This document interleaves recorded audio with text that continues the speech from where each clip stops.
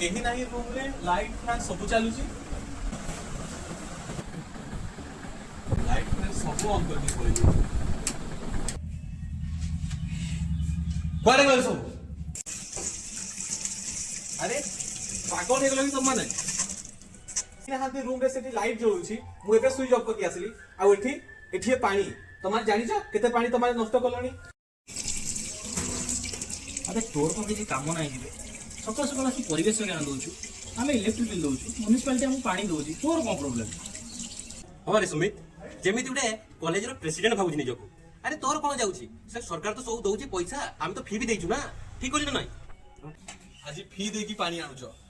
एमिति दिन आसीबो दिने कोटी कोटी टंका देले भी पानी पीबा को मिलिबोनी सेते बेले जानिबो ए पानी जो नष्ट करूछ तार मूल्य केते चल सुमित चल एहार मुह लागिले हमर ही मुह खराब हो चल चल चल चल पड़ी चल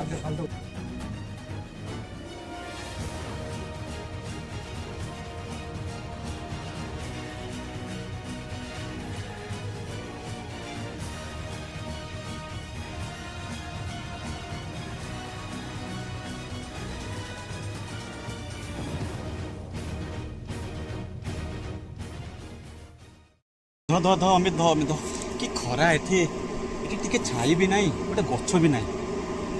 मु चली पारिबिनी आगुरु मु शुणिथिली ए जगह रे एक सुंदर नदीटी थिला आउ एबे खाली प्लास्टिक आबर्जना ही भरी रही ए देखो ए माटी फाटी जाईछि कोन पई जानि छ कारण आज को ही उपभोग करबा पई व्यस्त अछंती काली पई हमें किछि देखु नै आमे पिला को बही रे पढौछंती परिवेश को बचाओ परिवेश विज्ञान को पढौछंती किंतु आमे बाहर परिवेश को ही आमे नष्ट कर दउछंती एटा कोन शिक्षा कोन करिवा जीरो जीरो सिविक सेंस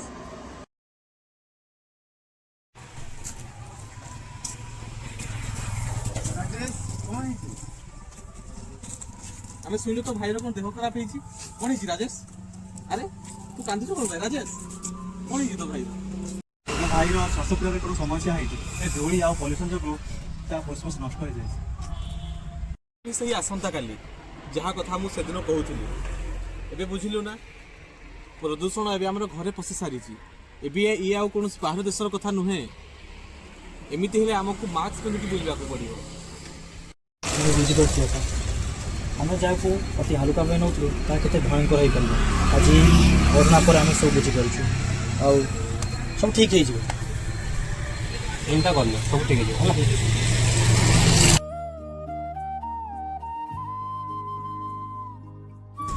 आज आमे गोटे गछ लगाउ न आमे एक नुआ जीवन गढुछु हाँ भाई तुम ठीक कह मु भी तुमको प्रॉमिस करुच्ची मु आउ पानी वेस्ट करी ना आउ गोटे शिक्षक हवा पूर्व मु गोटे दायित्ववान नागरिक हूँ शाबाश एबे ठीक बुझिलु ना समय आसी जाइछि एबे हमको कथा कम आउ काम बेसी करबा को धरित्री हमको सब किछि देइछि चलो एबे हम धरित्री को तारा सब किछि देबा हाँ चलो ठीक गोटे गछ ଗୋଟିଏ ଜୀବନ जल ही जीवन जलर सुरक्षा जीवन रक्षा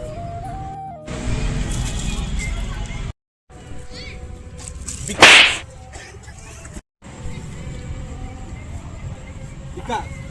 तो ना विकास नुह तो ना विनाश हेबा कथा ये कौन करथिलु तू सॉरी भाई सॉरी मिस्टेक हो गला देखु ना डस्टबिन अछि परिवेश सुरक्षा कहा दया नुह यह हमर कर्तव्य हेबा दरकार देखिले तो समस्ते राजेश भाई परी केते कुनी कुनी पिला पॉल्यूशन जगह एबे फुसफुस रोग आक्रांत होउछन कोन एमिति अनेक केस एबे दिन दिन बढ़ी पारे चली तेणु आमे केमती आमे निज सांग सहित रहउछंती परिवेश भी जदि आमे निजर सांग बोली भाबिबा ताहले ए सब समस्या रु आमे दूर होई परिबा तो समस्त सचेतन रहंतु एवं परिवेश को सुरक्षा रखंतु निजे मध्य सुरक्षित रहंतु धन्यवाद।